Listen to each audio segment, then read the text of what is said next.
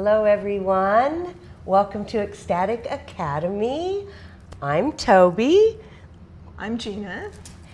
And today we're going to talk about a very interesting subject. Very interesting subject. Called? Let's talk about sex. Baby? Yeah, we always talk about sex. Let's talk lesbian about bed death. Oh, ow, bed death. Painful, yeah. Why is it called lesbian bed death? I don't know. Not fair. Not fair at all. Should just be called bed death. Your bed is dead and get rid of it or burn it or get a new, go to mattress firm, go somewhere and get a new bed. Yeah, there is no heterosexual bed death, but it happens. It happens. Right. Right. And the main reason it happens is because of loss of polarity. Loss of polarity, loss of connection. I don't think connection. I'm not so sure. Well, it could be, right? Okay, let's say all things are copacetic. Otherwise, in your relationship, right? You, things are relatively well, but then the magic starts eking out of the bedroom, and it could be for a number of reasons, right? Maybe your work creeps up, your family obligations creep in. I don't know if you have kids. I don't have kids, but I'm thinking kids could be like. Well, you can use anything as an excuse. Anything is an excuse. It absolves you from the responsibility, though. That's the unfortunate thing about making excuses. They absolve you of taking responsibility because then it's somebody else's fault. Excuses are cheap. Yeah. My dad used to say something that's, not PG, but he'd say, excuses are like assholes. Everybody's got one. It's true. Well, we're not going to talk about buttholes today. That's another day. So I think it happens to everybody, and I think it's primarily loss of polarity. I saw a therapist talking about this specifically with lesbians, and what she was saying too is that one of the drivers for a lot of sexual activity is testosterone. And this is true if you've ever supplemented with anything. Testosterone does make you really horny. And I tried it when I was working out. I did not like it because it made me way too horny, like all the time. All the time. That could be problematic. And so I kind of felt for men. I'm like, oh my God, that must be what it's like. That's true, and I've seen, I've definitely seen documentaries and such on, transgendered folks or people going through transitions, and F to M folks talking about how just the drastic difference between when they've started hormone therapy and how they get it. They get what men go through, I guess, regularly. I read, and I could, again, our facts aren't straight, by the way, or my facts aren't straight, but something about, I don't have facts, there's some sort of testosterone surge with, I guess, healthy males, and it's something like on average of every 15 minutes or something like that. I read something like that, which I thought, Jesus Christ, getting a hormone surge like that. And isn't it interesting that, historically, women have been the ones who are accused of being unstable. But that's the whole solar lunar thing. I'm just like, because we have a lot of fluctuations too, but 15 minutes, oh God, I would go crazy. I'm sure I'm wrong. If anybody knows it, let us know. But it was something pretty that happened regularly throughout a 24-hour period. I imagine the older you get, probably maybe it spaces itself out. I wonder. I don't know. Men's testosterone levels, I guess they could fluctuate. Well, I'm not sure. It doesn't apply to you. It doesn't apply to me. I'll research it when I have a male guest. We can talk about. Although I will tell you every 15 minutes. I will tell you. I think they think about sex every 15 minutes, so that would make sense. I've heard that statistic before. Yeah, I've heard that. I've heard that too. I'll tell you this though. We're going wide of the lesbian thing. I speak for I'll speak for myself, but I guess I'm here to also speak for the lesbian side of things. I just recently had a full blood workup, and I was told that my testosterone levels were very low. Mm-hmm. However, what does that mean entirely? Because I'm in a terrific, healthy, monogamous relationship right now, and so my testosterone levels are low, but I'm not seeing that to be problematic in the bedroom. Yeah, so, yeah, and this is the thing too, like, and I think it's more important for women, mm-hmm. biologically female women, like, that we're not so dependent on testosterone for our eroticism and our arousal. True.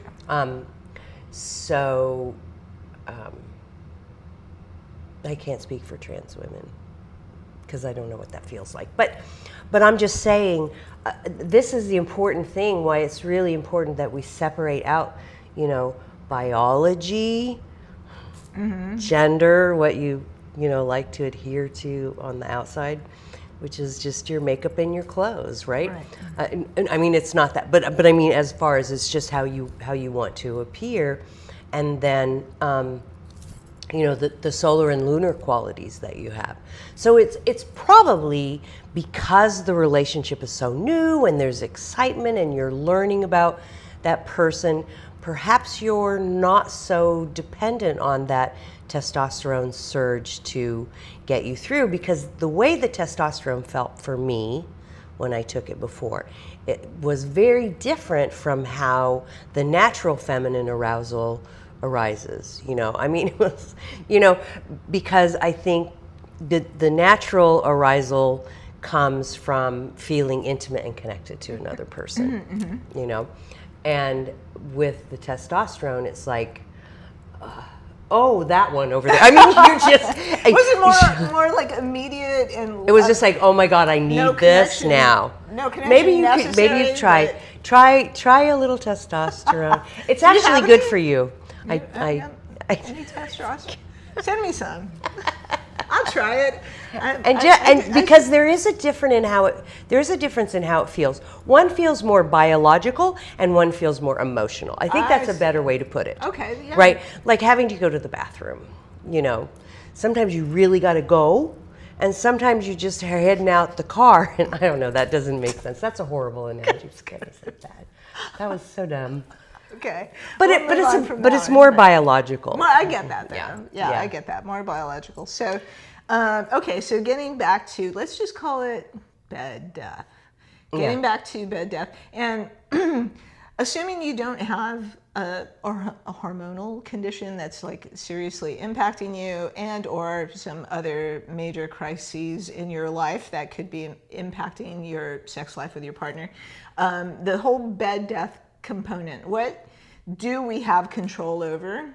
If we're talking about a polarity situation, what can we influence and or control, modify, adjust, change, be aware of, that could, not necessarily be an antidote to it, but maybe some ideas around that.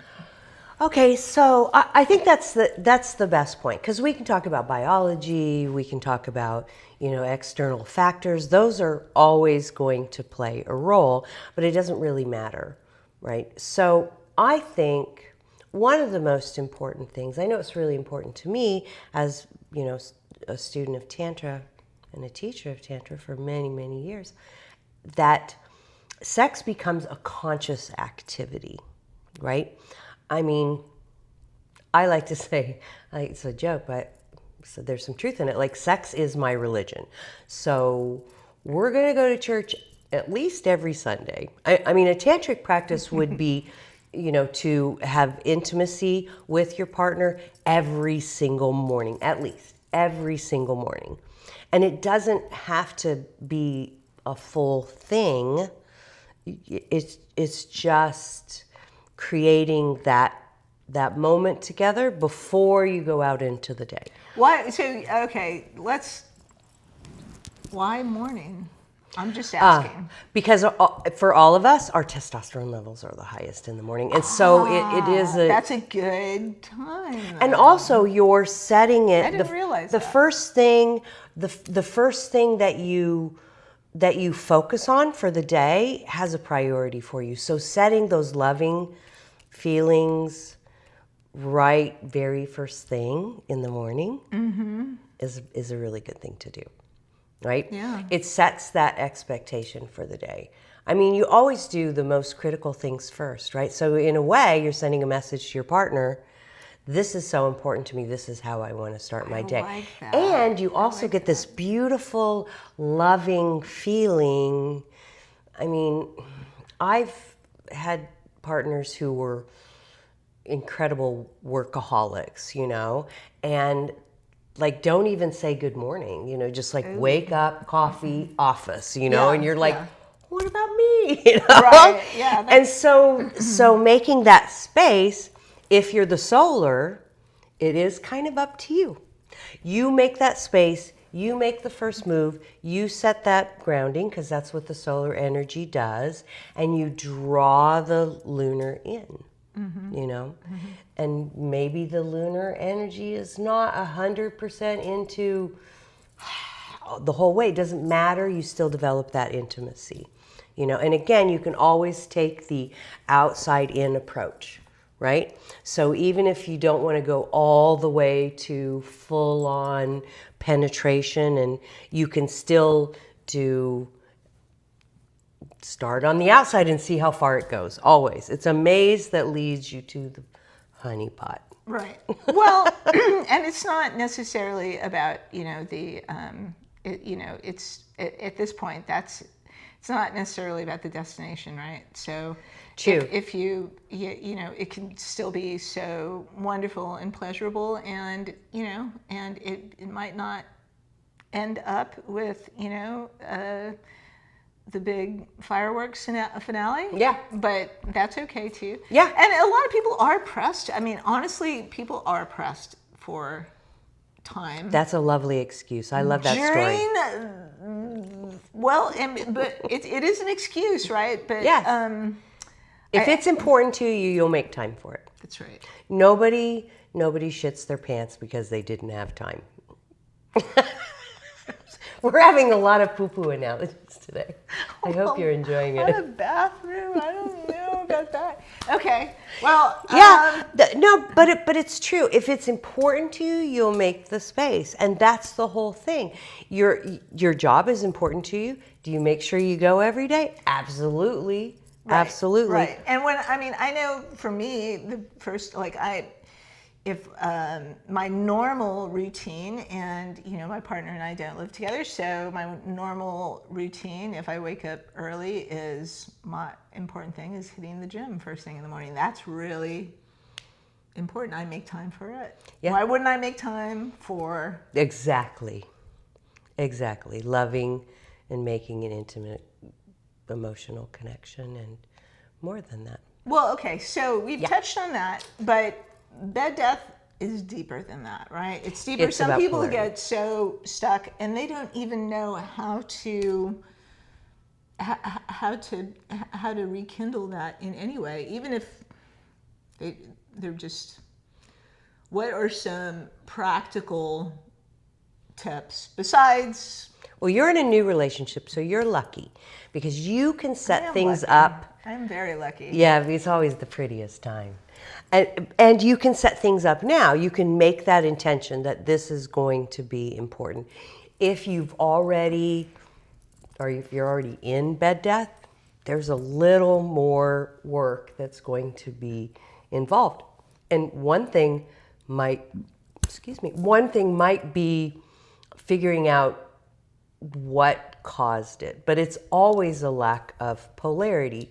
So if you're the solar partner, you can start being more solar, because it's all about losing polarity from a tantric point of view, right? And without that testosterone to like, make it a physical practice, it has to be a spiritual or an emotional practice primarily, right?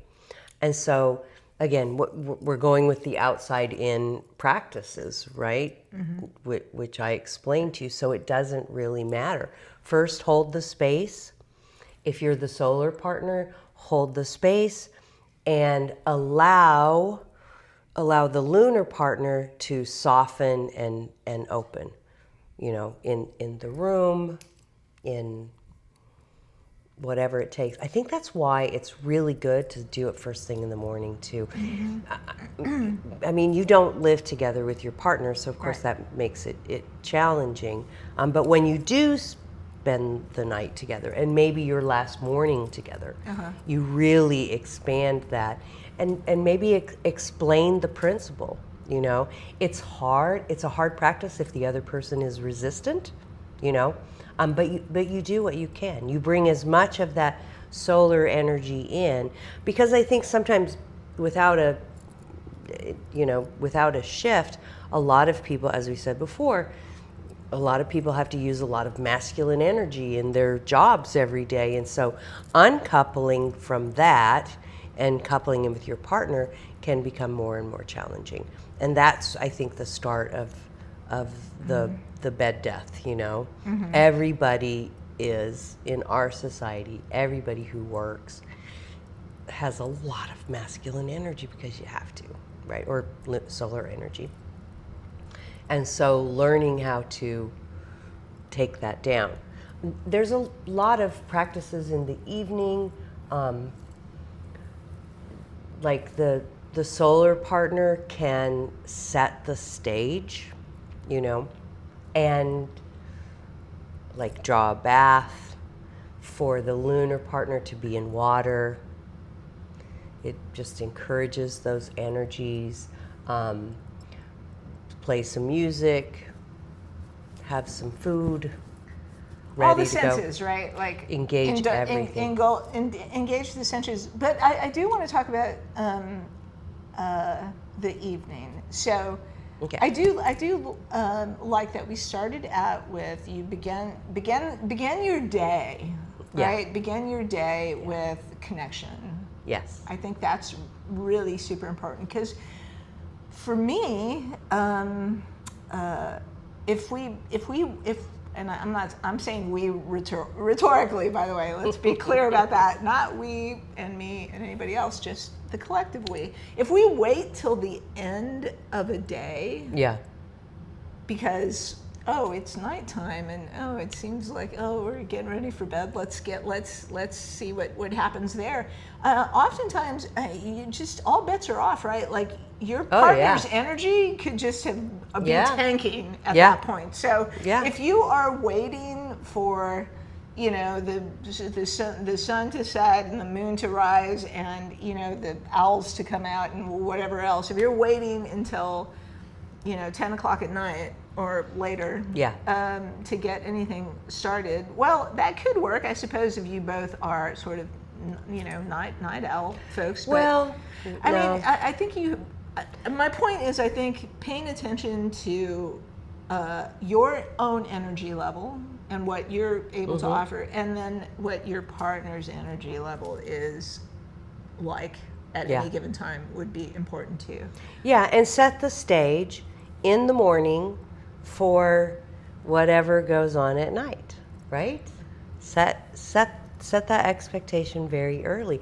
So if you're not living together, then find a way to be intimate with your partner and connect intimately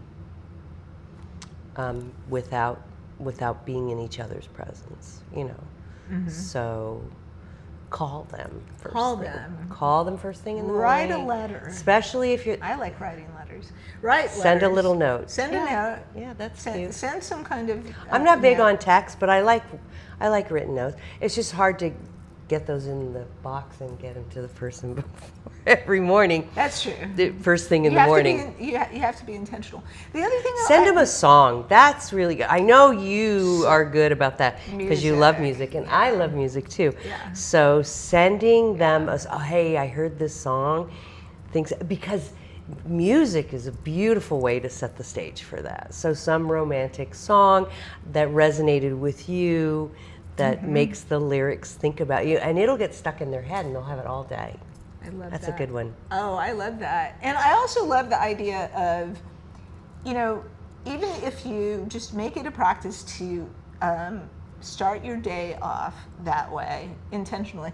If you don't, if you are not able to, if there's not enough time, if of course you have other obligations.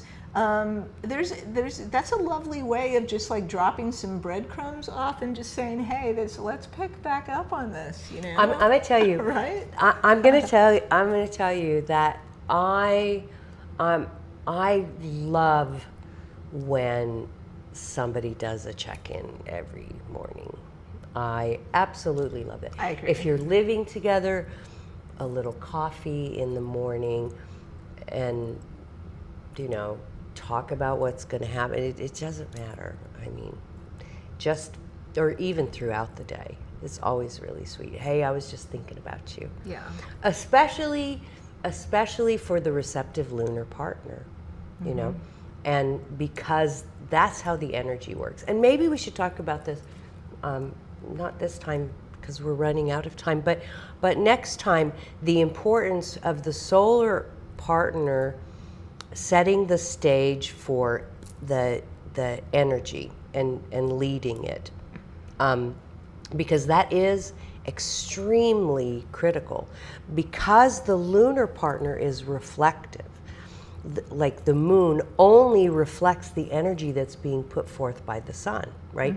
So if you're having a problem in the bedroom, you're not giving enough solar energy because there's nothing for that moon to reflect. Okay. So we are going to get around to doing some exercises too. Okay. Yeah, we'll do some. We need to bring somebody in for you to practice on. I'm not saying she has to be on the show, but We'll see. People, we might have to wanna go. We need more gadgets, like we could distort faces or do some kind of like I don't know, a black screen or something, a green screen. I don't know. We'll figure it out. Anyway, really, you could wear a mask. Really good. A mask. A sexy mask.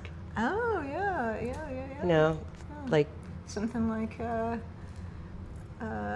What was the Tom Cruise, Nicole Kidman That's movie? what I was thinking of. What was it? I want to say 50 Shades of Grey. That is not it. Oh, it doesn't matter. Oh, but something like that. A cute let us mask know. like that. That was kind of a good movie, I guess. For a heterosexual I movie. didn't like it. You didn't like it? No. Oh, I did. I did not. Nor did I like 50 Shades of Grey. I do like Tom Cruise, though. That's probably I don't why. like Tom Cruise. I do. I don't like Nicole. I'm not fond of her either. Oh, yeah. But I don't know her. I mean, I've written, she never writes back. It's a thing. It's a thing. Well, thank you guys for joining us today to talk about bed death. If you have any questions about it, about Tantra, anything else, put them in the comments below, and like and subscribe, because we're a new channel and we need you. We really need you. Bye-bye. Bye.